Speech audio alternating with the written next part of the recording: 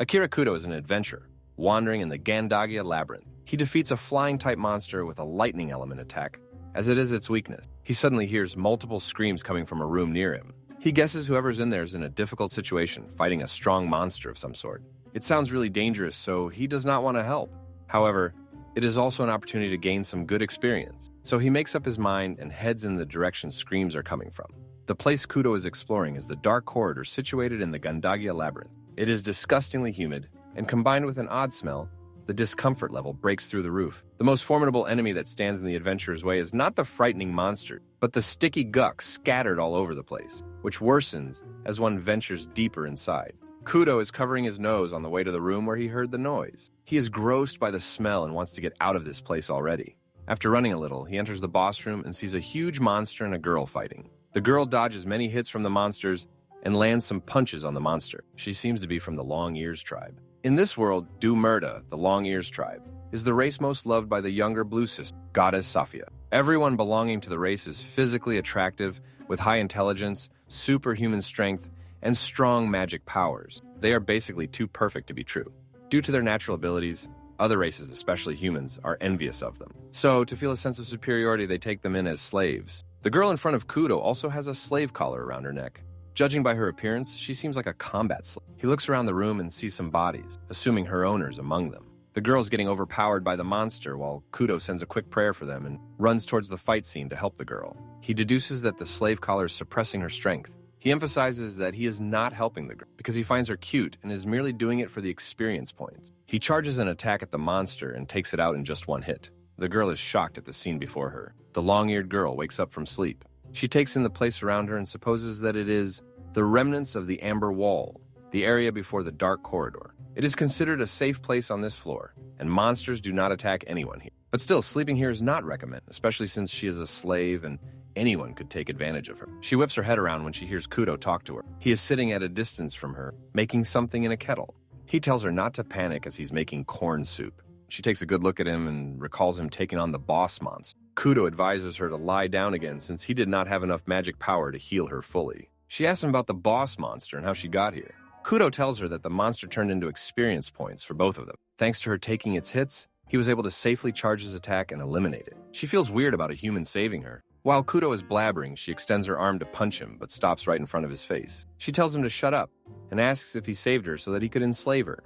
Kudo rambles that he only did that to gain experience points. She retracts her hands, almost believing him when he continues that he did have some naughty fantasies about what would happen if she became his slave. This time, the girl grabs his neck and he screams. When she lets go, he calls her mean for doing that to him, even though he saved her life. She finally thanks him, but Kudo opens his mouth again. He asks her if it is a good idea to move around in the state she is in. He blushes while saying that it is good from his perspective, but it might not be good from hers. The girl looks down at her body and notes that the thing covering her is a shawl. She pulls that shawl up and threateningly asks Kudo if he saw anything. He replies that he did, but it was not on purpose at all. The girl changes the topic and asks what happened to his owner. Kudo answers that he was already beaten by the time he arrived. The girl feels relieved hearing that her owner is no more. She tells Kudo that she was bought recently as a combat slave by those adventurers. They managed to make their way here, but the boss was just too much for them. Kudo comments that adventurers often make this mistake. They think they become powerful enough just because they recruit someone strong. The girl agrees that her owners were indeed careless. She thinks that Kudo is strangely dressed and seems stupid, but he has a stern look in his eyes. She asks him what he's going to do with her, and he jokes about him buying her. She threatens to break him, and he gets on his knees, asking for forgiveness. The girl finds it weird and wonders why he is not forcing her when he is a wizard, and it should be simple for him. She also wonders why he came to this labyrinth solo. He gets up from his position and makes his way to his belonging. He pours the water from the kettle into a cup and presents hot corn soup to the girl. She is skeptical at first, but drinks it anyway. She has a blissful reaction to it and asks him what it is. He tells her that it is called corn soup, and jokes about it being created by an otherworldly god. He remembers that they have not even introduced each other, so he tells her his name and asks hers. She replies that her name is Skrell. He gives her an outfit similar to his, and says that he is counting on her. They both make their way out of the labyrinth and enter a portal. They arrive at the Adventurers Guild. Kudo greets Ashley, the guild receptionist, and she greets back. They joke around for a while, and then Ashley inquires about today's results. He tells her that he hunted vampire bats in the dark corridor and managed to level up. Ashley comments that he is the only one who casually hunts those things solo. She points towards Skrell and asks what Kudo is doing with a girl from the Long Ears tribe. She says that she remembers this girl being picked up by a member of Star of Karanka. Skrell tells her about what happened in the dark corridor. Ashley says that she will report it to the supervisor later. She asks Skrell what she's going to do now since she is still bound by a slave collar. Skrell replies that she does not want to return to being a slave. Kudo announces that he will use Dispel Eye in that case. Dispel Eye is a general-purpose magic that can dispel magic. Its official name is Exorcism Dispel Eye. Since it requires a lot of magic power, Kudo does not use it in the labyrinth, but can use it here now. Skrell and Ashley say that the slave collar cannot be removed with that spell. Kudo explains that the magic to make something impossible to remove is simply just a magic spell. Magic is the act of a wizard tying together cause and effect to produce extraordinary effects. In this case, the collar is also bound by magic to bind Skrell. It can be safely assumed that there is also a rope that is tying this effect to a cause. If the link between the collar's magic and the binding's contract gets cut, then she can be freed. Kudo is talking like a big shot, but he is simply just repeating his master's words. In the first place, as a high schooler in modern Japan, he can use magic just a bit better than people in this world. This is his gratitude towards his master, who taught him how to read when he first came here. Kudo takes out a magic potion from his empty void bag. Ashley tries to stop him since that potion is very expensive. Kudo does not listen to her and starts reciting a spell. The slave collar breaks and falls off of Skrell's neck. Kudo celebrates that his money did not go to waste after all. Ashley is surprised and asks him if he could do such a remarkable feat, why he did not do it before. Kudo clarifies that his magic power was super low after fighting the boss and using recovery magic. Ashley asks him about his level, and Kudo shows her his license to reveal his 33 level. She tells him to rank up already since it is weird for a level 33 wizard to have the rank in the 30,000. Kudo says that it is a pain to rank up. If he ranks up, he will start getting annoying requests. He just wants to live a free and relaxing life as an adventurer in this. Just the satisfaction of leveling up is enough for him. He tells Ashley to register Skrell as an adventurer. He brings out the magic stone core of the four-armed and two-legged goat monster he defeated and asks her to keep it as Skrell's security deposit. Skrell asks him why he is doing all that for a slave. He replies that he only did this to make himself feel good. He then says goodbye to her and departs, leaving her amazed. Adventure is a term for explorers who investigate, collect materials, and conquer the dungeon Gandagia Labyrinth, which exists in the center of this world, Dumerta.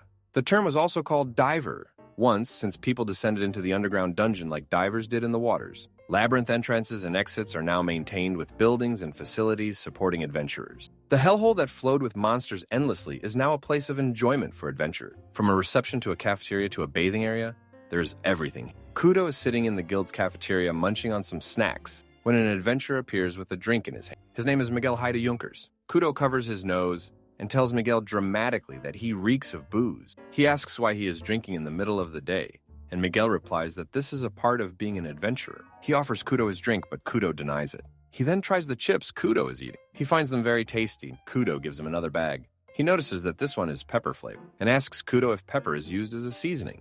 Kudo remembers that the people in this world only use salt and spices for preserving food or for emergency stockpiling. It could take hundreds of years for potato chips to exist here. Shifting the topic, Miguel asks Kudo if he wants to make more money. Kudo replies that he is satisfied with the way he is living and does not want to get involved in anything dangerous. He says that Miguel must earn well since he has a good ranking. Miguel tells him that his team's adventurer rank has risen to 258. He says there are many newcomers, so he does not want to fall behind. A team named Blessing of Secret Water, consisting of 2 blue wizards, stands out to him, along with a solo ranker from the Long Ears tribe. Kudo supposes that he must be talking about Skrell. Seems like she is doing well in the city of Frida.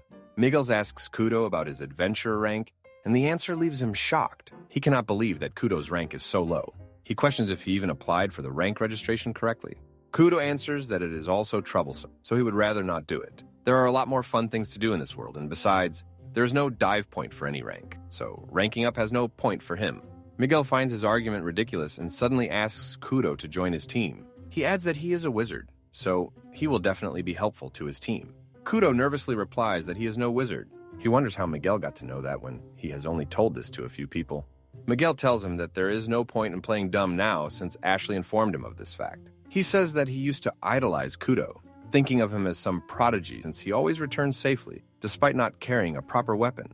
But now that he knows he is a wizard, he wants him on his team. Almost all adventure teams are in a shortage of wizards. Kudo declines and emphasizes again that he does not want to do any dangerous stuff. He just wants to enjoy his time as an adventurer. Miguel says that it is really a waste of his talent. Moving on to another topic, Miguel asks Kudo which magic element he uses, and Kudo replies, lightning. Miguel does not know what that is, so Kudo gives him an example of bright lights on the sky on stormy days. Miguel thinks he's talking about Amosith's hammer. According to old tales, if you go to the edge of the world, you can see the wrath of the Purple Father, Amorsith, which has even caused the fall of a country. Kudo demonstrates his power by destroying a chip in his hand with lightning. Miguel figures that he is a purple wizard, basically, this world's first confirmed one. He begs Kudo to join his team again. He reasons that he cannot let him go now that he knows he is a purple wizard. Tired of Miguel's persistence, he comes up with an idea to fend him off. He brings ancient liquor out of his space bag. He presents the bottle to Miguel and exaggerates his description. Miguel has never seen anything like this, so he thinks for a while before drinking it.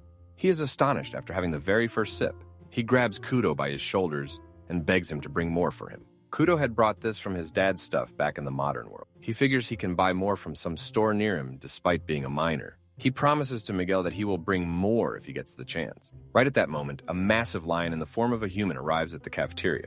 Both Kudo and Miguel greet him. He is an adventurer named Dragarian Huller. He is a member of the Beasthead clan, skilled enough to delve deep into Gandagia Labyrinth, also most well known as Frida's bravest hero. Dragarian grips Kudo's shoulders and calls out his name with a scary look on his face. When Kudo gets scared and screams, he changes his expression to a soft one and praises Kudo for helping out people. Kudo supposes he is talking about Skrell.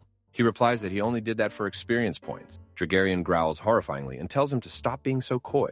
He has heard from Ashley that even after rescuing her, he brought her to the guild and persuaded the guild to give her a chance to become an adventurer. He says that this reminds him of the first time he met him. Kudo thinks back to that. Dragarian had told him only to do what is right and stay away from evil deeds. Kudo had been told this by God when he first entered this world and by his childhood friend. But when Dragarian says it, he feels like he should never let him down. Kudo and Miguel smile at Dandrian with a fond look on their faces. Kudo picks up his backpack and announces that he is going to leave. He used all his high potions on Skrell, and his stock of rare boss magic stone cores has also declined. He needs to earn money, so he is planning on diving in the dungeon. Miguel asks him if he wants to buy something since he seems motivated to earn money. He replies that he wants to eat steak from a white-horned cow. The top floor of the guild has a restaurant which serves exclusive steaks. The rare white-horned cow is found in the labyrinth and sold to the guild by adventurers. The guild cooks it and sells it at a very expensive price. He is craving it badly, so he needs to collect money. He asks Miguel to let him off the hook this time regarding him joining his team. Miguel says that he will only allow it if Kudo promises not to join any other team. Kudo promises him that, and Miguel gives up. Skrell meets Kudo for the first time in a while at the guild. Kudo asks her how she's doing in Frida. She replies that it is not much different from her village except more hunting for money. Kudo tells her that she can go back to her village if it is not a necessity for registered adventurers to stay here. She replies that she has other reasons for staying here, but does not elaborate. Kudo gets the hint and does not press further. He shifts the topic and asks her if she has made any friends. She says she does not trust anyone here, so she cannot make friends. She only has to interact with the guild staff since the only people here are adventurers. Kudo understands why she does not like adventure. People of the Long Ears tribe already dislike humans, and Skrell was bought by some adventurers recently, so it makes sense for her to be wary of people. Skrell also complains about people coming up to her and trying to recruit her. Kudo agrees that it seems annoying, but thankfully that has not happened to him because of the way he is dressed. He does not dress this way to look weird on purpose. He does it to hide the fact that he is a wizard. Most wizards wear robes to hide their class from others. Continuing the conversation, Skrell tells Kudo to call her Skray instead of using her full name. Kudo agrees and asks her if she's going for a dive today. Skrell answers that she just came back from one and asks the same question from Kudo. He replies that he is going to eat steak today. Hearing that, Skrell insists on eating with him. She has a ton of money, so she can easily pay for the steak herself. She gives a bag of gold coins to Kudo as a payback for the magic potions and the magic stone core he used for her. Kudo rejects it at first, but Skrell forces him to take it. They arrive at the restaurant. Kudo orders 2 servings of white-horn beef steak. It costs 5 gold coins each, which is equal to 50,000 yen. The waiter arrives with the steak in a few minutes. It looks delectable, and both Kudo and Skrell seem fascinated. Kudo says he can finally fulfill what he has been waiting for, and brings out black pepper, grated garlic, and soy sauce. Skrell says she has heard of black pepper and garlic, but she does not know what soy sauce is. Kudo first seasons the steak with some black pepper and then spreads some grated garlic on. Then at last, he puts some soy sauce on. Skrell observes the process keenly. The manager appears before them and nervously states that the restaurant does not allow outside items. Skrell scares him away so he does not interfere. She seasons her steak with those ingredients too. Kudo takes the first bite of the dish and finds it so delicious that he makes a funny noise. He believes that the chefs of his world could never prepare a meal like that. He cannot even begin to describe how good it is. Skrell tastes a bite from her own plate, and her reaction is similar to Kudo's. The manager appears again and asks where he got all those. Kudo replies that it is a secret. Skrell excitedly tells Kudo that the meal is delicious. Kudo recommends her to eat it with some extra butter. Skrell obliges and has the same reaction as before. Suddenly, Dronzer arrives there. He has the same old scary look on his face, and he growls at Kudo. Kudo screams and begs him not to eat him. Dronzer says that he is not going to eat him, and he should get used to his look already. He tells Kudo that he was running an errand here, but the fierce aroma brought him to his table. He sees the seasonings placed on the table and begs Kudo to sell those to him at any price. Kudo says that he will just give those to him since he is always helping him out.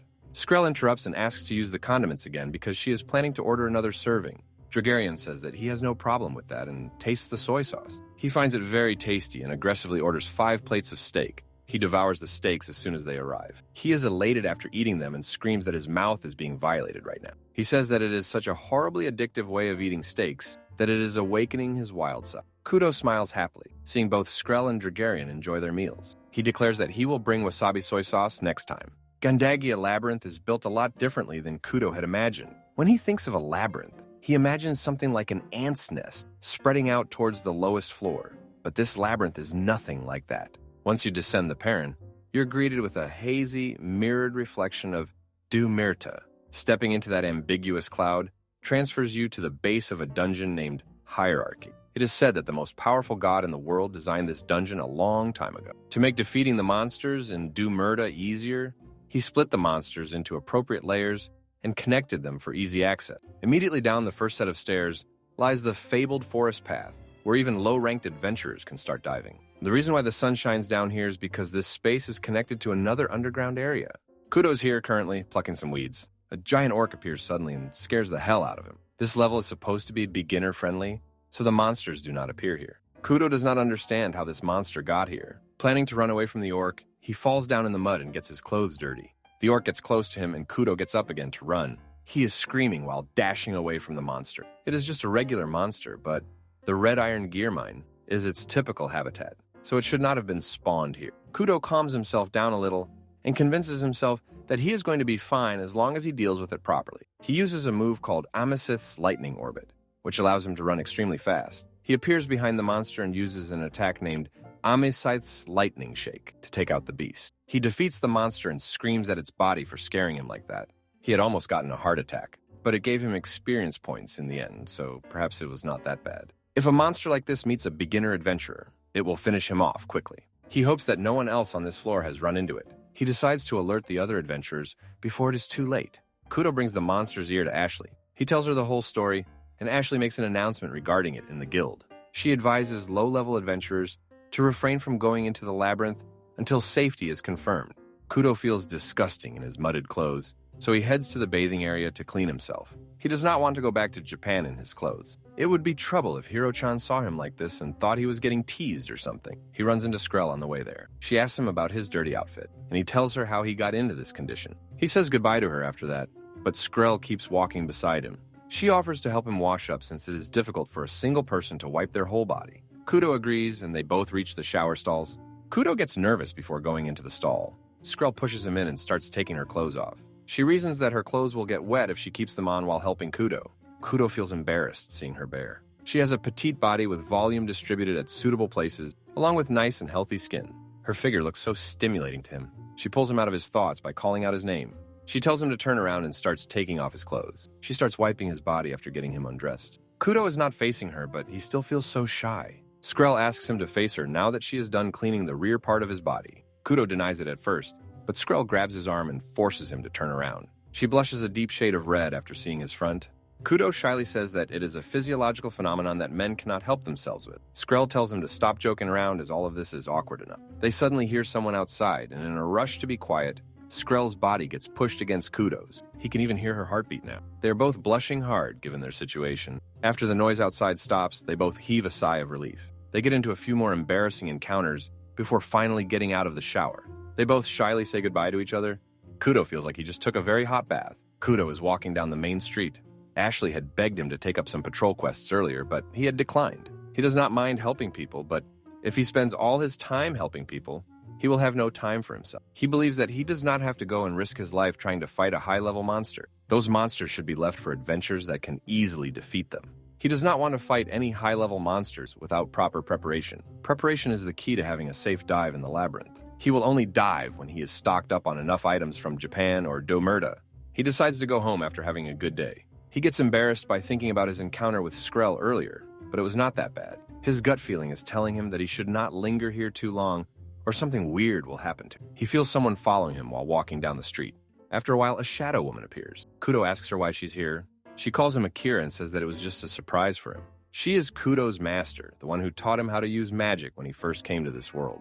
She is a mysterious being whose face is clad in the darkness, and her voice sounds more like a little girl than a young woman. She is a very skilled fighter who can defeat any monster with a single blow. She is definitely one of the most powerful people in Domerda. On top of that, she's also kind. Kudo asks her if she is just here to bother him and tells him in advance that he is not going to any lair he is not comfortable. She says that they made an agreement that she would teach him magic, and he would have to do anything she asked. Kudo counters that it was a scam, and he did not know he had to fight such a strong monster when she suddenly dropped him into the lower depths. Instead of teaching him magic the usual way, she asked him to acquire the magic stone core of a mighty monster. It was way too harsh, but it is also thanks to her training that he is able to use magic very well, despite being in this world for only 6 months. However, he still does not want to risk his life fighting monsters stronger than him. He gets out of his thoughts when the master interrupts him. She informs him that they will be going to Dungy Ooze Baths today. Kudo opposes the offer because he believes the enemies there are out of his league. The master recommends him to take someone with him if he is that worried. He cannot ask Miguel because he is on a mission with his own team right now. He only has Skrell, Miguel, his childhood friend Hiro, and a few other friends. His master teases him for not having enough friends and decides to send him solo. She tries to persuade him by promising to teach him a new spell when he is done. She hugs him from behind and pleads to him to go along. She smells a woman's odor on his body and starts teasing him about it. Kudo has no choice but to give in. They reach the Dungy Ooze Bath. This place is ever creepier than the Dark Corridor. Depth-wise, it is 25 levels, which is not so bad compared to the Dark Corridor's 30 level, but the environment is way worse. After seeing Kudo whine, she says that they can go to another place if you want. Kudo says yes, and the master tells him to go to the 50th depth of the Ice Sheet Mountains and bring her the magic stone core of the Ice Age Sea Leopard. Kudo whines even more after hearing that. He says that the only person who can go there solo is Dragarian. He does not stand a chance there. The master hugs him as a means to comfort him. Suddenly, some slime-type substance starts taking different shapes. Kudo screams as the master leaves the place to let him deal with that alone. He ends up using his lightning magic to fend off those mud mob. The master appears again and Kudo yells at her for leaving him there. She promises to give him a fulfilling reward if he accomplishes his goal. She teases him for a while before the boss monster of the region emerges. It is called the Toxin Chimera Zombie. It is massive in size and has a pit of poison surrounding it, so not many would dare to fight it. Swordsmen and archers have nothing on this monster. The only ones who can defeat it are wizards, but they are rare in this world and even rare as adventurers. Due to that, even high-ranked teams ignore the boss. Anytime it moves, the poison surrounding it gets thrown all over. Considering everything, this fight is going to be very dangerous. Kudo thinks back to a conversation with his childhood friend Hiro. They are sitting on swings talking about monsters and ways to defeat them when Hiro talks about her friendships being awkward lately. Kudo assures her that she can talk about anything to him. He might not be able to help, but at the very least, he will listen. Hiro smiles warmly at that.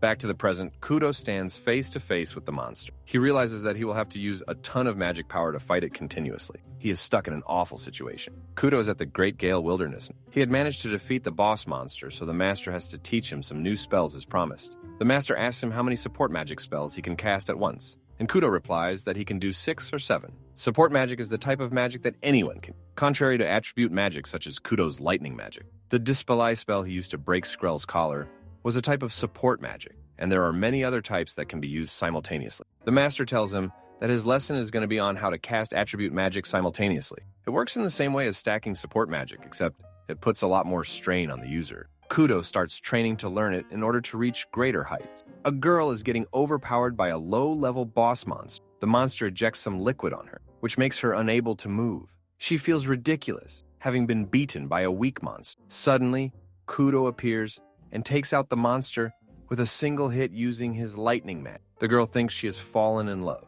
Kudo dips a lot of water on the girl so she can be clean of the weird liquid ejected by the monster. The monster was called Omega Big Orc, and it was notorious for being hated by female adventurers. He takes out a hairdryer and starts drying the girl. Kudo notes that the girl has kimono ears and a tail. He supposes she's a part of the tail kinsfolk, followers of the younger green brother Jade. The touch of her tail feels like that of a dog. Kudo tells her that the coat of her tail looks nice, and the girl gets excited suddenly, stating that she is very proud of her tail. She happily tells him that not only does she groom her tail, but also her ears. Kudo says that it indeed is pretty, and asks her how a high-level adventurer like her could done by a low-level monster. She replies that she slayed the boss of Hanging Garden, but the fight was tougher than expected. So, on the way back to the guild, she ran into that monster. Kudo thinks that he must be really extraordinary if she went to a place like Depth 48 solo and defeated the boss. He already guessed she was high-ranked because of her expensive-looking equipment. The girl finally introduces herself. Her name is Eldred, and she is a swordswoman of rank 54, level 48. Kudo's impressed by her rank and level and puts her in the same class as Dandelion in his book. Kudo introduces himself too and tells her that he is a purple wizard. Eldred is surprised to know that purple wizards exist. They discuss what to do with monsters' remains and part ways after a while. Back in the guild, Eldred cleans herself up and gets dressed. She had offered to repay her debt to him, but he declined. She supposes he is a really nice person. At the reception, she reports about her taking down the boss of Hanging Garden to a receptionist named Maya. She tells Maya that she is disappointed in herself because she got herself into trouble on the way back. Maya cannot believe that someone like Eldred made a mistake like that. Eldred tries to ask Maya about Kudo, and Maya figures out that Eldred is in love, just by the way she talks. She tells her his name and asks for information about him. Maya asks Ashley about him, who is sitting right beside her. She even announces that Eldred has fallen in love with Kudo. Eldred's face is red by embarrassment, and she keeps denying Maya's words. Maya reads OT documents related to Kudo and tells Eldred about his rank. Eldred cannot believe he is ranked that low because the guy can use Tier 4 magic. Tier 4 magic is not something any wizard can use. It is powerful enough to influence the way, and Kudo had suppressed his strength while defeating that monster. Ashley tells her that Kudo himself does not want to rank up. He has a pretty solid record and has defeated a lot of monsters solo. Eldred finds his feats impressive. Maya asks Ashley why he is not ranking up when he could easily rank in the top hundreds and make a name for himself. Ashley answers that Kudo is only here to enjoy the labyrinth and does not care about ranks. Eldred thinks that he is just like her father. He always used to take a walk deep in the labyrinth. Being forced to go with him, she grew strong too. Ashley pulls her out of her thoughts by saying that her crush on Kudo can be interesting. She believes that things could take an exciting turn, now that Skrell and Eldred both are involved with him. Ashley and Kudo are having a chat at the guild. They joke around at first, with Kudo mocking her for being greedy. Then Ashley asks Kudo if he can make potions. Kudo finds the question suspicious, so he answers no. But Ashley already knows that he can make them. Kudo does not want to tell people about it because then they will ask him to make potions for them. In this world, potions are a very precious commodity. It is a drink that can heal not only physical injuries, but also traumatic injury. According to his master, in essence, it is the same as magic, acting as a bridge between an injured and a recovered. Of course, potions are a necessity for adventurers, so it makes sense that they would ask other people to make them, but they take some time to get prepared. If Kudo spends all his time making potions, he would not be able to explore the labyrinth. Ashley inquires about a golden potion he sold a while back. Kudo recalls the preparation of the potion. It was a mixture of a regular potion sold at the guild and an energy drink from the modern world. He was obsessed with making potions. At that time, he used to sell the leftover potions made by trial and error to the guild for Ashley, and one of them was a golden potion. Energy drinks and teas are very effective for people of this world. Ashley says that so many people wanted that potion because it works so well. She divided it into small portions, but it was still very effective. She did not tell anyone that Kudo was the one to make that potion because he could get into big trouble. The effects of the potion are really good. Regular potions only heal, but the potion Kudo made also temporarily raises a person's ability. Kudo is sure that it is because of the energy drink mixed in the potion. Ashley shows him a document with people's feedback on it. People have been thanking the gold potion for all kinds of things, even unrelated things like getting a girlfriend or winning a bet. Kudo is shocked seeing all the responses to his potion. He asks Ashley how so many people had access to it when he just sold a small amount that should not be enough for this many people. Ashley replies that it works well even in smaller quantities, and that is how it was sold to many people. The guildmaster randomly named it the Gold Potion, and it is currently the talk of the town among top tanks. The last potion she had in her pocket just skyrocketed to 20 gold coins in less than an hour. After all, drinking it boosts one's stamina, vitality, strength, and sturdiness all at once. This is why it is so expensive. Ashley does not understand how Kudo's potion has effects like this when it is a medicinal herb. Kudo averts his eyes and says that maybe it is because he mixed a lot of things together. Ashley makes a manipulative face and asks Kudo to make some more potions and sell them to her. Kudo denies her and they start arguing over it. Kudo does not want Ashley to take advantage of his potions and earn money through them. She threatens to tell everyone that Kudo can make effective potions so people would bother him. Kudo threatens her back that if she tells people, She will never be able to sell his potions to earn bonuses. Ashley clasps her hands together and begs him with tears in her eyes. Kudo finally gives in. Ashley celebrates and reports it to the guildmaster right away. Ashley comes back after reporting to the guildmaster and tells Kudo that he was delighted. She asks Kudo to make more potions this time, since the new guildmaster focuses on adventurers' well-being more than material quotas, and the gold potions are having a good effect on the adventurers. She hands him a Potion Meister card, which is a license issued by a guild specializing in potions, so people do not sell fake potions. The Frida's Potions Guild has been absorbed into the Adventurers Guild, because the Adventurers Guild is the one that buys the most potions from them. The license she gave Kudo has the title Meister Extraordinaire, which is the highest rank. Kudo argues that he does not deserve this title, since he does not make potions from scratch. Ashley says that he mixes things together, so he is still a Potion Meister. They argue jokingly for a while before Kudo leaves, deciding to negotiate the purchase of potions later. Kudo arrived in Domerda about 6 months ago. He and his friends tried out ways to go to another world in the Occult Research Club, and one of them succeeded, which is why he became an adventurer in the world of Domerda. After that, he met everyone's hero, Dragarian, and learned the basics of labyrinth exploration from the representative of bad people, the labyrinth guide seeker sensei. Later on, he met Master Rix, who taught him how to use magic. As he was busy with his master's requests and studying magic, he did not have enough time to make acquaintances. He thinks that maybe it is time to make friends in this world. Suddenly, a boy appears and calls out his name. Kudo recognizes him and tries to avoid him. The boy corners him, and Kudo asks him who he is, since he does not remember his name. He introduces himself as Ricky Rudiano. He claims that they both have dived together a few times. Kudo thinks he's being a bit cold to him, but he cannot help it, since every time he sees him, he challenges him to a fight. He is a wind magic user, who is always coming at him like this. Even now, he asks Kudo to fight him again. Kudo says no, as always. Ricky does not understand why Kudo always rejects him when dueling is the best way for wizards to test and polish their skills. Kudo answers that he simply does not want to get hurt. Ricky does not buy his answer. Kudo asks him why he is so obsessed with him, and he replies that he wants to become the greatest wizard in Frida, and in order to achieve that, he has to defeat Kudo. Kudo still does not understand why it has to be a novice wizard. Ricky is yelling at Kudo when Skrell makes an appearance. She asks Kudo if she can join him for the diving today, and Kudo accepts the offer. She holds his hand while walking, and Kudo asks her what she is doing. She innocently questions if he does not like it. Kudo is helpless against that, so he gives in. Skrell finally notices Ricky and asks about him. Kudo pretends that he does not know him at first, but then ends up telling Skrell everything he knows about him. He is a wind wizard with the blessing of Jade, the green god. Green wizards are as useful as the blue magicians in labyrinth explorations. Kudo asks Ricky if he was boasting about graduating from a big academy the other day. Ricky tells him that he has graduated from the Miriam Magic Academy, which is considered the world's finest institution for teaching magic. Kudo is unimpressed and does not say anything. They had an encounter the other day when Kudo was coming back in a daze after being badly beaten by his master, so he mistook Ricky for a monster and sprayed black pepper on him. Ricky does not consider that a proper end, so he is asking for another match. Kudo makes an excuse to get out of there, but Ricky decides to go with him and Skrell. At the Labyrinth Depth 10, Yellow Cliff Ruins, Skrell beats a monster with just her fists. Ricky seems impressed by her martial arts skills. He realizes this is why the Long Ears tribe is one of the strongest races in this world. There are other powerful races in this world too.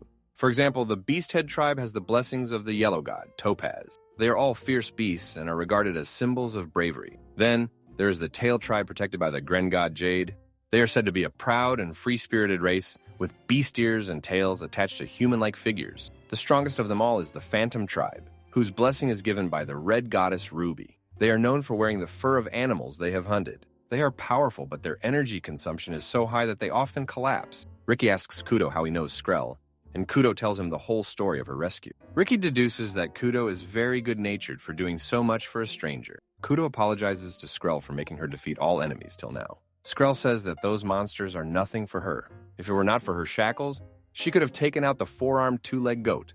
They move to a safe zone to rest. Kudo offers Skrell a sandwich with noodles. She does not know what it is, but she eats it happily anyway. Ricky says that he has noticed Kudo bringing strange food all the time. Kudo replies that he does not want to eat unappetizing preserved food, so he has specially prepared food supplies. Kudo offers Ricky a drink named Dr. Popper. Ricky finds it quite good, but Skrell thinks it tastes weird.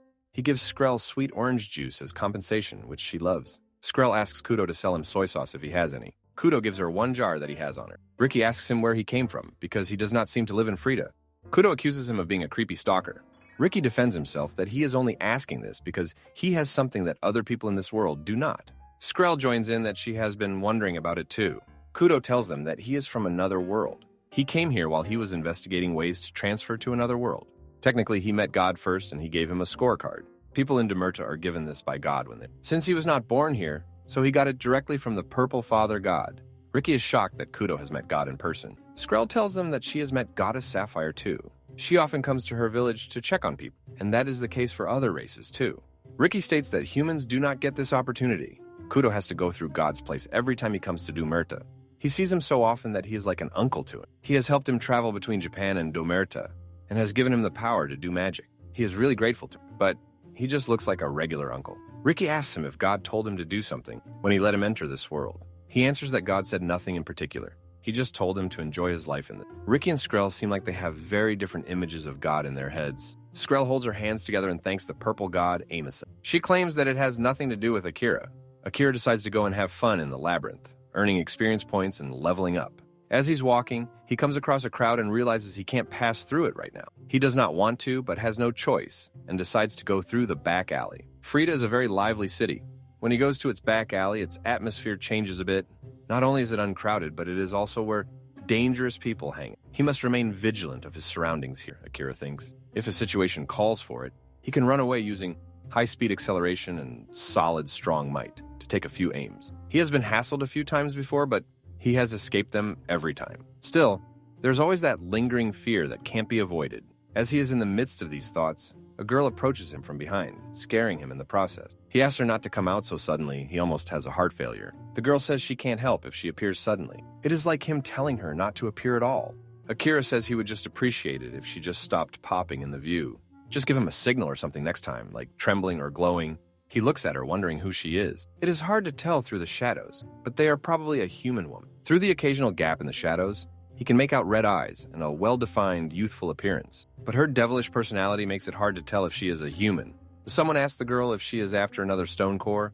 The girl agrees, saying not to worry as this time it will be an easy one. She then embraces Akira, confusing him. He asks the girl, why is she always following him? The girl says she comes along as a support system. Akira asks if this system is for him, but the girl says she talking about his support system for her. Akira thinks it was for him, but it seems she is absorbing his magic power without his knowledge. Come to think of it, his magic power seems to be draining. The girl says that if Akira thinks of her as a support system, he shouldn't mind her sticking around. Akira says it is kind of embarrassing, but he can't deny it. The girl asks if it feels good. If Akira feels something about this, he asks the girl not to use a crimson-like voice in development. Again, she embraces Akira. Nervous, he thinks she is pushing him so tightly. This could be dangerous if he doesn't calm down. He decides to change the subject before she leans forward. He asks the girl's master why he needs her with him. Instead of dragging him around, wouldn't it be faster if she did it herself? Akira knows that Master is strong, but he doesn't know how strong she is. She once unearthed Flame Baron, a monster that appears on the 30th floor in an instant. Not on that. Unearthing 100 or thousands of such monsters won't add to her experience. If he were to eliminate that many monsters, he would level up at least 10 times. He can only imagine how high the Master's level must be if she's not getting any experience. The Master says if she wanted to, she would. But she can't dive into the labyrinth by herself. Akira realizes that the Master doesn't want to answer his question and decides to change the subject. Akira asks the Master why she wants the stone core so much. He has heard that they are only good for warding off monsters. The girl says one can do many things with those stones. She offers to teach him in due time, but Akira thinks that she is tricking him. Akira tells the Master that he is not feeling well today. The Master realizes that Akira is lying and points out that he was ready to dive into Labyrinth just now. Akira lies that he suddenly started to feel unwell and injured too. The Master asks if he just got sick after she said she wanted stone core. She points out that Akira has a convenient body. She wonders how can he make Akira fit again, but finally leaves it by saying it is impossible. Akira looks at her thinking he would rather have Masters overlook today. He doesn't want to run into any trouble, not just for today, but every day. The Master offers Akira to have some more special learnings from her, other than new techniques. This shocks Akira as he wasn't expecting it. He instantly agrees and asks if the training can be done on her. He wonders if he can contact those special learnings with his own hand. The Master asks if this would make Akira feel better. Akira says he isn't sure about it, but Master lets him know this offer is limited. She asks him to just say that he will go, but he asks her not to come any closer to him. He thinks that Master is trying to overwhelm him with her powers, but as a man, he can't fold so easily. With that, they go to the Labyrinth Layer 14, the cave where the Colossus sleeps. At last, he couldn't win. Motivated, he says he can beat any enemy today. Listening to him, Master points out that he is very enthusiastic all of a sudden. The level they are on today is the Gandagia Labyrinth, floor 14, route 1. This is the cave where Colossus sleeps, a hunting ground for intermediate divers from level 10 to 20. Since it is a hunting ground for low to medium level divers, Akira shouldn't have any difficulty, since he is somewhat of a high-level diver. Soon they come across the Colossus, and Master lets Akira know about it. Akira is a bit confused after seeing Colossus. It seems very easy, but that is a monster. A monster that looks like a stone statue at first. But if he gets too close, its true color will show and it will aim at him. It is known to be a troublesome enemy because it looks and can also attract allies. However, it is also very weak to magic. Even weak magic spells can easily defeat them. But Akira is confused since this is too easy compared to Master's other tests. There is a world of difference compared to the usual difficulty. Master asks Akira if he is satisfied with his opponent. Before he could say something, Master says that if it is too easy, they can add what is called a restriction. This makes Akira realize that it is not as simple as he thought it would be. Master asks Akira to defeat Colossus with his bare hands. He can use generic magic, but he will have to punch and beat Colossus. That way it won't be too easy. Akira says it seems unnecessary. If he enhances himself with generic magic, it shouldn't be too hard to beat it. But punching and beating a stone status is just idiotic. Master replied to Akira saying the answer is too simple that he looked like an idiot. Akira finds it mean. He thinks even though he said it is unnecessary, he should be able to beat it with the restriction. And since he is allowed to enhance himself with magic, the restriction is easier to deal with. With that, Akira comes forward and uses the third spell. Master wasn't expecting this spell. Akira decides to use Amethyst Orbit, Lightning, and Beating. Within no time, he defeats the monster. Master stands there, not knowing what to. Happy, Akira asks Master how was it. He thinks he met the terms of the restrictions. It wasn't generic magic, though. Come to think of it, he thinks this was his first time using this technique in front of Master. It is an attribute magic inspired by the generic magic of high-speed acceleration. Master agrees with the work and decides to pass Akira. She says she was going to teach him a technique this time that is close quarters combat, but she doesn't think he will need it now. She asks why he adopted close combat techniques without her telling him to. Akira says it is lovely for a magician to use close combat. It is cool to see someone who specializes in long-distance techniques charge in and dominate the enemy. Master finds this reason quite childish and asks if that is why Akira engages in close combat. But Akira says he wouldn't call it close combat. All he does is rush in at high speeds and blow them away. To be honest, even the one he used just now is in a bit of a gray area. But Master doesn't agree with Akira here. She says even though Akira created the technique himself, he doesn't seem to understand it. Master explains to Akira that magic, in essence, is an extension of high-speed acceleration. While it may decrease maneuverability slightly, it should be easy to apply. Even someone with little combat skills can easily defeat opponents with a casual punch. Akira agrees with Master, stating what she mentioned is true. By using Amethyst Orbit, his movements become incredibly fast. He guesses Master is saying to use that to defeat his opponents, with movements too fast to follow. However, he is kind of surprised to see that Master puts so much emphasis on close combat. Master tells Akira that it is common knowledge that wizards are at a disadvantage up close. That is why it is necessary to have ways to deal with it, even if it is not close combat. Akira replies to Master saying wizards don't think about close combat, so they will be fooled, but he doesn't like to compete with people. Master asks Akira, why is he saying that when he becomes stronger? She is sure he will get into all kinds of trouble. She adds that jealousy and people are inseparable. No matter how much of a saint he is, people will always become jealous of him. And when he is in the public eye, he won't be able to escape jealousy when he shows what he is capable of. And when that happens, he will get into trouble, which he dislikes so much. Akira questions how should he deal with that situation if it happens in the future. Master replies saying it is quite simple. He just has to unearth them. Akira says unearthing them is a bit too much, but Master says this is the fastest. Akira says that doesn't seem humane. Master tells Akira that close combat isn't the only danger wizards face. Akira questions what other dangers magicians have to face, to which Master replies another wizard. Akira questions if she means a higher level wizard. He will inevitably run into one, so she is saying he should have ways to turn the tables on them. Master says that is also true, and questions what will he do when he is outnumbered by wizards. She questions what will Akira do when he is surrounded by magic from all sides. Akira replies to Master saying he would use defensive magic, like a barrier or a shield. Master asks what will he do after he has used the defense magic. Akira wonders if he is supposed to focus on defense until the enemy stops aiming. Master tells Akira that he will be bombarded with magic until he collapses if he stays on defense. Akira agrees, thinking that when dealing with many magicians, if his timing is off, he will be constantly exposed to magic. And once he is on the defensive, there will be no chance to escape, leading to a game over. Master tells Akira that what she is about to teach him is one of the ways to get out of such situation. However, in that situation, it is better to run away and not turn the tables. Akira likes the idea and asks Master to teach him this new technique. Master points out that Akira is quite fanatic when it comes to safety and escaping.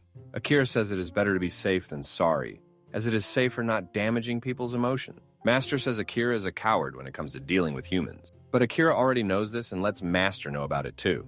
Master says that the magic she is about to teach him is called Force Esoterica. It is a technique that releases a burst of magic power, compressed inside the body. It allows him to erase the magic that the enemy has launched. Akira tells Master that he doesn't get it and questions if that cancels out the other magician's magic. Master says that is a fair question. The point is to aim at the enemy's magic with a powerful magic that tears it apart. If he uses magic on magic, he can cancel it out. It is the same principle. Akira concludes that by using raw magical power, he can act faster since he doesn't have to do spells. Master agrees, saying he can also blow away opponents. But it won't work if his opponent's magic rank is higher than what he can handle. Akira says at that point, he would probably lose as well. With that, Master decides to get started. Confused, Akira looks at Master, wondering when did she start using magic. He realizes he shouldn't be thinking about that before he gets aimed at. Master launches her magic at Akira and he tries to defend himself. He concentrates his magical power and releases it. He can't believe Master did that so suddenly. He couldn't even get the time to get sued by the surroundings. He says he could have been eliminated if she did something that powerful. He screams at her and Master asks Akira to stop screaming. If he thinks they are done with just that, he doesn't know her well enough. Akira cries as he has come across a demon master. Master asks Akira to do his best and launches his magic at him again. She says if he doesn't survive, he can't get the special treatment they discussed earlier. The monster he beat before wasn't difficult, but the Master's training was very problematic. It is not like he is going to take those special treatments from Master and talk about it afterward, though. Master is a woman of her word, so he enjoyed the feast. The next day, Akira is at the Driver Guild's canteen in the free city of Frida, in the other world, Du Melta. He is here to have a light meal before diving. However, he doesn't like the taste of the canteen food, so he brings his food. After that battle, he tried to make the big pig he fought on the 18th layer in the labyrinth submerged city into refute. He wishes he could have made it himself, but he didn't have the cooking skills to make it, so he asked his mom for some help. He is not much of a cook, so anything related to immersed food is too much of a hurdle for him. And if it is not an easy-to-follow recipe like the ones he can find on YouTube, he will mess it up. But after a few tries, he managed to do it on his own. Needless to say, he had plenty of ingredients and got carried away making too much, which overpowered the fridge, and he got scolded for it. However, when his mom had the food, she found it very delicious and asked what kind of pork it was. He replies saying it is Domaruta pork. Akira can't help but be thankful that the taste of boss-class food exists. However, he still needs to eat all the refute before it spoils. He even had to give half to his childhood friend Hiro, who lives next door. As he is eating, Eldred comes in. She is a high-ranking diver who he once saved when he was almost lost in the labyrinth. Back then, she was covered in bodily fluids and couldn't move. He happened to rescue her and they became acquaintances. He looks at her wondering how he thought Eldred was an eager type, but she is kind of timid. He also finds her surprisingly shy. Eldred asks Akira if he is going to the labyrinth now. He agrees, saying he is headed there, after he's done eating. He asks if she is headed home, to which she agrees, saying she did pretty well today. He thinks she is not caring much for someone coming back from a labyrinth and asks what happened to her bags. Eldred says once he gets a certain rank, he can have his stuff sent home. Akira didn't know something like this existed. She asks where he is headed to, which Akira says he will try out the forest to do some weeding. He is getting stuff to make tea for himself. Eldred asks if he can use them to make potions too. Akira agrees and asks her to keep it a secret. Eldred says that she is sure there would be a flood of requests if people found out if they could make potions. Even still, he must get a lot of invitations at the entrance since he is a wizard. Akira agrees, saying she doesn't like such attention. She asks Akira not to worry as she won't leak the information regarding potion. Akira trusts Eldred since she is honest but also serious and kind. Eldred looks at Akira eating and is about to ask if she can join him. But before she can complete her sentence, Akira says it is all right. He knows she must be hungry after exploring the labyrinth, allows her to join him. He says he has enough to share and brings out more food using his magic. Eldred takes the utensils and dives into them. As she takes the first bite, the flavors fill up her mouth. She finds the food very delicious. Akira gives her something and says, if she puts this on the food, it will taste even better. Akira finds Eldred's expressions dog-like and wonders if she is a dog-like species. He tells her that this is the big pig from before. Eldred is surprised to know this. She never thought it would taste so good. She adds that this is kind of like revenge in a way. Akira says it was delicious to begin with. He just had to tweak a few things. Eldred says cooking is hard. Akira replies saying it is surprisingly easy. If she has the ingredients and follows the recipe, she just needs the right amount of heat. In this world, cooking is done on special stove, so it is different from in the other world. But if he wants to recreate it, he will need to check the cooking utensils as well. Also, it is absolutely important to follow the recipe to a T. If a newbie tries to get creative with the ingredients, They can throw off the balance of the food in an instant. Eldred enjoys the food and lets Akira know that it tastes great. She thanks him for sharing, and Akira is glad to see that she liked his food. She then proceeds by thanking Akira for saving her the other day. She says she doesn't want to see her as a burden to him, so she had to say thank you. Akira says even though they are friends, does she not want to feel indebted to him? Eldred agrees and Akira can understand her. He suggests diving into the labyrinth together. He would be grateful if she helped him with the Eternal Night Meadow. Eldred happily agrees to come along. Akira says he often goes there, which she finds impressive. Akira tells Eldred that there is something he wants to ask her. He asks if she can try saying soy sauce for him, but she can't pronounce it. This makes Akira wonder if it is a cultural accent. On the other hand, a girl comes with medicine for her mother. The mom apologizes to her daughter, as she always has to do this, but the girl doesn't mind it. The girl's happy to see that her mom is getting better. Melmel's family has been potion masters for generations. They have passed down techniques to craft potions, helping those in need. Tea was given to the world by the grace of the yellow elder god, Topaz. At the same time, those with magical potential were taught potion crafting to ensure his blessings would spread. Her mother also inherited these techniques from her grandmother and follows them when crafting a potion as well. One must put their heart and soul into crafting a potion and keep those who will use it in mind. That is the principle that the Ramel family upholds. However, no matter how much they stuck to that principle, they were never rewarded. The potions of the Ramel are perfect and with great care. But ever since her grandmother's time, the family has been slowly losing to mass-producing potions. And nowadays, the Ramel potions are seen as no different than the mass-produced potion. They have also been losing clients to the major workshops because of their higher production volume. It doesn't matter how valuable their potions are. If no one buys them, then they can't make a profit. That's the way the world works. The girl, Mel, says she has to leave now, but she feels so uneasy. She tells her mom that she's off to collect the payment from the trader. The mom asks Mel to be careful as things have been dangerous lately. Mel asks mom not to worry and to get some rest. The mom says if they work hard, they will surely be rewarded. Even though things are tough right now, if they hang in there, things will definitely get better. So they should do their best. Mel asks her mom if things will get better. The mom agrees, saying, God is watching over this world. Mel says she knows and leaves. Mel thinks that they have been working hard from the beginning. She wonders where has that gotten them. She wonders if their current situation is because of hard work. It doesn't matter how much they try to improve their lives, things will never get better. Her mom is in that state because of hard work. She never had time to rest because she was always working. She wishes her mom's condition would improve. She doesn't want an easy life. She just wants to be able to afford proper treatment for her mom. She hopes to make more money because of this. Before, they could sell the potions for more and could even negotiate depending on how well they did in the market. However, the policy of the major diver guilds for purchasing potions changed to make it easier for divers to purchase potions in Frida. But things started going off the rails when they started discounting and standardizing position costs. On one hand, some arrangements provide subsidies for a price reduction that doesn't directly harm them. But on the other, an increase in quality doesn't mean she will get more money.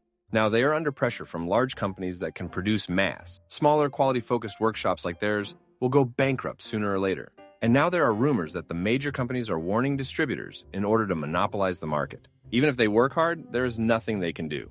Thinking that someone will come to their rescue is just living with false hope. This world will never change. Mel goes to buy more things for potion making when the lady apologizes and says he would like to end their contract with her workshop today. Mel says that can't be. If they can't sell to Dayama, then it won't be good. The lady says she knows, but she also has a business to run. She can't make a living if he doesn't get enough potion. She adds that the people at the illness workshop said that they can't do business if they continue to work with Mel's workshop. Mel realizes that Illness Workshop is plotting evil plans to bring her down. It is a major potion company. She keeps hearing bad rumors about them, trying to monopolize by poaching craftsmen and doing shady deals. The lady says that at least Mel will be alright. She can still do business with guilt-approved shops, so she can still rely on that. With that, she leaves the shop worrying about what she would do now. She thinks of ways to save her family. She thinks she can start by increasing their client base. She can reach out to the traders she knows, but then realizes that Daima was her last resort. She wonders if she should sell directly to divers, but she doesn't have any connections. This seems so hopeless. They won't be able to afford their living expenses or be able to maintain the workshop.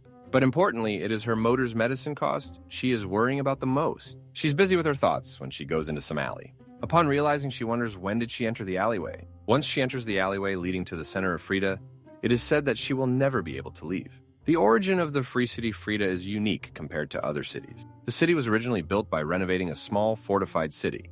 Due to the influence of the gods and the development of the Divers Guild, the city grows to rival other one. However, due to the large population influx and unplanned construction, the city became extremely messy and complicated. Over time, the castle town, including the original fortress, was left behind in the center of the city. The main facilities of the city were moved to the outer edge of the city. Mel comes across Kowloon, the chaos at the end of Frida's alleyway. The old town that surrounds the old fortress is a labyrinth of streets and alleys, which is why they can say once they enter, they can never leave. Mel is glad she noticed it while she is still at the start of the maze. She needs to get out of here quickly. Just then, two guys approach her, asking what the rush is. One of them asks Mel if she got scared just because he called out to her, and he was told he should be careful. The other guy says maybe she doesn't want to talk to them. The guy with the hat says he thought a girl coming from the outside would be pretty cool and asks her to hang out with him for a little bit. But Mel says she doesn't want to. She thinks she has to escape, but these two men are blocking her way. She wonders if she should go further into the alley. With her legs trembling, she looks at the guys worrying about what step to take next. The guy with the hat asks Mel where is she trying to run. He says a fragile-looking girl like her won't be able to survive that long. The other guy says he is sure she has heard stories about the people being eaten, but here are far worse things that can happen to her. People further in could cut off her hands and feet and make her their plaything. Or maybe she will be shackled and sold as a slave. Her organs would be harvested while she was still alive and used as ingredients for medicine. Or she might become food for monsters. They say that she will be safe with them. Just then, she hears something and wonders what it is. She just heard something behind her. She realizes that she is surrounded by these men. She thinks she should compete, but she can only use magic that specializes in making potions. But it doesn't matter anymore, does it? Even if keeps on living and working hard, she won't be able to rebuild the workshop, cover her living expenses, or pay for mother's treatment. The guy says it looks like she has given up. That is the only option for her after all. Mel thinks this is where her journey ends and apologizes to her mom while the guys approach her. Just then, Akira comes in apologizing to Mel for keeping her wait. Mel doesn't know Akira and wonders where he came from. If he is a diver or a porter, he looks like someone who transported stone cores. She can tell that Akira is nervous. The guy asks who he is. Akira says he is here to meet his partner. The guy says there is no way anyone could meet here. But Akira says things have been a bit stable between them lately, so they decided to spice things up by meeting somewhere different. He thought meeting here could be thrilling. The guy says Mel's playing with them. She doesn't need a beansprout like Akira for her partner. He can just sit back and watch if he wants to. But Akira says he doesn't have that kind of fetish. The guys ask Akira to get out of here, but Akira says he doesn't want to leave. The guys shout at him and demand that he leave, which frightens Akira. Mel knows Akira came here to help her, but she asks him to get out of here. But Akira doesn't think he can do that. The guy with the hat takes out a dagger and warns Akira to leave or he will cut him into pieces. Akira says he doesn't want to leave, and he doesn't want to be injured either. The guy asks Akira to stop screwing around. Akira says he is not a fan of these kinds of talking. With that said, Akira takes out the magic rod, surprising the bad guys. A magic rod is a tool used by wizards to regulate magic power. Magic power constantly fluctuates and is easily influenced by emotion. But with a magic rod, magic power can be properly channeled into magic spells. The guy says Akira is buffering. There is no way this kid can be a magician. This surprised Akira, as he could not imagine a muscular wizard. They are probably the minority. He asks the guys what will they do. If they want to use elemental magic on humans, but if he has to, he will. He lets the guys know that he can't hold back with a magic rod. He adds that they are in for a world of pain.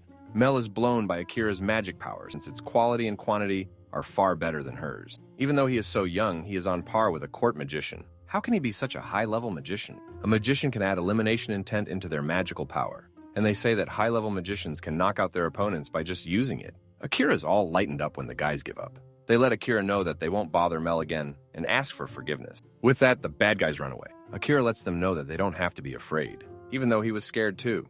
Mel asks Akira how is he when he has that much magic power. Akira asks Mel if she's okay. He asks what is she even doing here. Mel thanks Akira for helping her out. She states that she was heading towards the Divers Guild, but people were blocking the main road. Akira says it was the same for him, so he was heading back home. He tells her the safe way, saying it is the way he usually goes. Mel thanks him once again while thinking he even knows a shortcut. He is so helpful. Akira stares at Mel, to which she asks if something is wrong. He says she doesn't seem to be feeling well. He says he can cast some magic on her while they are here. He clarifies that he isn't aiming at her with his magic. It is just magic to give her some energy. He gives her the magic of courage and bravery. Mel hears the magic and says she has never heard of such a generic magic before. It is so soft and warm magic. All the worries in her heart are fading away. She wonders if this is some sort of purification magic. Neither her magic nor her physical abilities have been increased, but she feels so much better. It feels so nostalgic. It is like when she made her first potion. Those days were full of hope. Akira says that health comes from energy, and if she doesn't replenish her energy by doing something enjoyable, she won't feel well. But they have this absurd thing called magic and can boost their energy. He says technically, he spelled the magic for courage. Mel asks, why did that, to which Akira says she looked like she didn't want to live anymore. She was like a salaryman who got fired and was ready to jump in front of a train. Mel doesn't get the example, but thinks if she was having that look on her face. Akira tells Mel that as long as she has energy, she can take on the world. Mel agrees with Akira. She then looks at him, who also looks like he has a lot on his plate. She asks if he is okay. But Akira says she is fine and she doesn't need to worry about him. With that, he leaves. Mel also heads back home from the way Akira showed her. Just then, she smells something burnt. Upon looking, it turns out to be those bad guys from earlier. She then hears someone say the lover porter has finally left. Do not contact the witch's apprentice. Do not even go near him, or she will be severely punished. Swallow the voice and hold your breath, or there will be a repeat of Obsessor. Do not be fooled by his seemingly kind appearance. He is a cold-eyed person at heart. Worried, Mel wonders who it is. At the potion shop called Frantic Fluid of the Goddess, Mel goes to collect the payment for today. She also needs to find another trader to replace Daima. If she doesn't find one, they will be in great trouble. Or worse, they will have to close the store. She hopes that a major company hasn't already signed with this store. She decided to negotiate hard this time. Mel greets the girl called Ramel at the counter. Another lady looks at Mel, asking if she is the girl from the desolate potion shop. She tells Mel if she is from the illness shop. Is she here to collect money or to sell potions? It must be hard managing a workshop no one cares about. She adds that Mel is probably desperate for someone to do business with. Mel doesn't hold back and tells the lady that they are the ones who are pressuring their clients and asking them to push out their competitors. She asks the lady to keep that kind of stuff outside the store. The Frantic Fluids of the Goddess's manager, Gail Nemodio, looks at them and asks if they are having a fun chat. If yes, then they can count her in too.